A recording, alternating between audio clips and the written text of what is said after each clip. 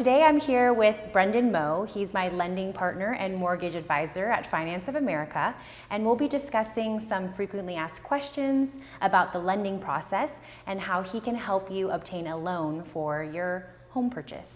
So, hey Brendon, thanks for being here with us. Thanks for having me. Awesome. Excited. So a lot of my clients were wondering what type of credit score they would need to buy a home. Good question. So it depends on the type of loan program that you're trying to get. The top 3 loan programs that are used are FHA, VA, and the conventional home loan. So for an FHA borrower, you need a minimum credit score of 600, but it's preferred to have around a 640 credit score or your rate's going to be really, really high. And the same rule applies for the VA loan. If you're a veteran, 600 is the minimum, but 640 plus is preferred. And then the conventional loan, which is the most popular loan right now, 620 is the minimum, but I wouldn't recommend getting into a house until you have at least a 680 or the PMI and your rate are going to be sky high. Got it. And since it's so competitive right now for buyers, we do suggest a conventional loan. Is that correct? I would say 90% of my buyers are all conventional right now, yeah. Got it. Okay, good to know. And I know the market continues to be hot and buyer demand is extremely high. How much would someone need to save to buy a home in regards to down payment and closing costs? Sure. So most first-time home buyers, they look towards the FHA. They think it stands for First Home Owner or something. It's just Federal Housing Administration. But they are a government-owned loan that requires 3.5% down payment. And then closing costs is something a lot of first-time buyers forget about. I would say budget 2 to 3% of the sales price for closing costs. So if you buy a $500,000 property with 3.5% down, then that's $17,500 plus 2-ish% for closing costs, which is about $10,000. So $27,000 out of pocket, give or take. And then a VA loan requires no money down, but you have to remember closing costs still save around 10, 15 grand for closing costs. And then conventional requires 3% down if the loan amount is under $548,000. If it's between $548,000 and $822,000, then you're going to need at least 5% down. Got it. So yeah, all those veterans out there, definitely take advantage of that 0% down payment. Wish I joined the military back then to take advantage of that. I would redo my life. I would do the same, just for the home loan. And the number one question I get from buyers is, how much house do I qualify for, and what would you tell them? Ooh, that's a loaded question.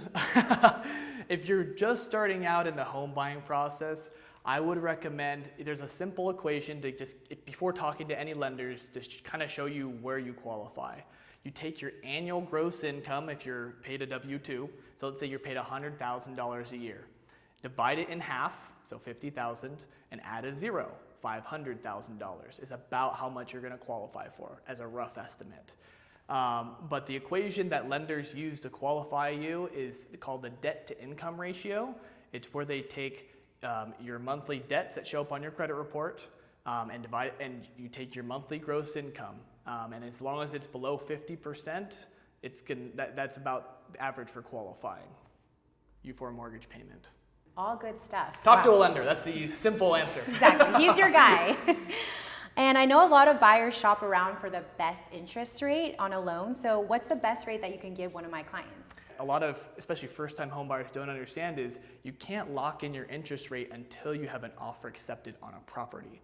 So if I pre-approved you back in January when rates were in like the mid 2.5% range versus you buying right now, you're not going to keep that 2.5% rate. It's kind of like the stock market where until you buy something, it's not locked in. And we all know how competitive the real estate market is right now. Buyers are doing anything they can to get their offer to stand out. Do you recommend waiving the appraisal contingency? And what happens if the appraisal comes in lower than what the buyer has offered? Oh, well, I never recommend waiving an appraisal normally. That's like waiving your rights to if something's wrong with the property. But let's start with the second question. What happens if the appraisal comes in lower than the price that you pay for it? So the lender will only give you a loan based off the lesser of the appraised value and the sales price. So let's say you buy a house for $800,000, but it appraises at $750,000. That means if you're doing 10% down, or whatever down payment you do, you have to pay the down payment plus that $50,000 difference out of pocket. Yikes. If you waive your appraisal. Versus if you don't waive your appraisal, you can tell the seller, hey, you should lower your price so that way it meets what the appraisal is. Right, you could renegotiate. Exactly. But most sellers in this market don't really want to retrade on price, so.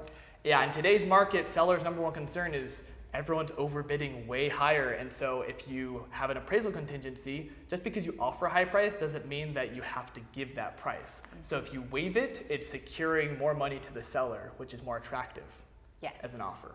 So that could make your offer stand out. Consult with your realtor, that's what I recommend. Good answer, good answer. And I know people get creative with their financing, so would getting a cosigner help with the purchase of a home? It depends on your objective. If they have a higher credit score than you and you think that's going to help, it's not going to help getting a cosigner. The reasons why you want a cosigner is if you want to increase your monthly mortgage payment or house price that you want to qualify for. So if you're only qualified for, let's say, $500,000 on your own with your own income and debts, but you find a cosigner that has more income than they have debts, and they can help you qualify for a $700,000 house and let's say a $3,500 payment, then I would recommend getting a cosigner.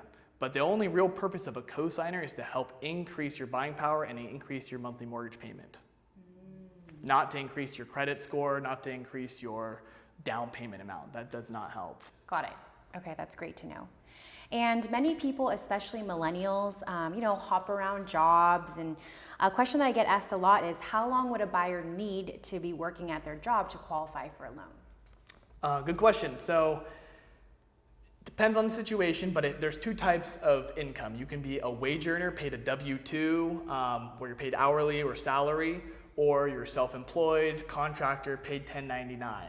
So if you're a wage earner, paid a W-2, you just need to be at your job for 1 month and have a job offer letter. So if you just graduated college and you got hired on, show a job offer letter stating your start date and your monthly income, and show 1 month of pay stubs. That's all you need. But if you're paid a self-employed or you're paid a 1099, you need to wait 2 years. You have to have 2 years of tax returns before we can use any of your income. Oh no, breaking hearts. I know. Even for us, being self-employed, I know. We have no perks. Okay, that's great to know, especially for myself. So I'm a saver. I always have been since I was little, and I've saved up a ton in my 401k. So can I use some of those funds from my 401k towards my down payment? Absolutely. It's actually a really popular thing that people are doing right now. There's two main ways that you can borrow from this 401k that you have. You can either do a hardship withdrawal, which is buying your first home qualifies usually. There's usually a prepayment penalty of about 10% to pull it out, and you have to pay your taxes versus paying it when you're retired. You're paying them either way.